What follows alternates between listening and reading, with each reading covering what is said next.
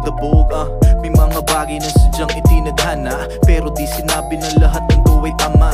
Wag puro hinala, kilos kisa tunganga. Iwasan mong maging siwan, bukas lang ang bunganga. Diretso ang tingin kung saan ikay paroroon. Iwas ka sa alo ng taong panay lang ang lulon. Tuon mo ang iyong atensyon, tugon mo lang ang nais nun. Sa lalim ng balon, timbalang kailangang sumukat dun. Sige partalon, ay lumabas ka sa kahon, ay di kailangan ng tensyon, pataas ang direksyon. Pare alam mo na yun, kasi wala namang iba pa na pwedeng gumanap kundi ikaw. Sarili mo lang ang kalaban mo, kaya utak pagganahin para alam mo na yan. Sabi nga nila, bangon kapag nagdapa. Paano ka babangon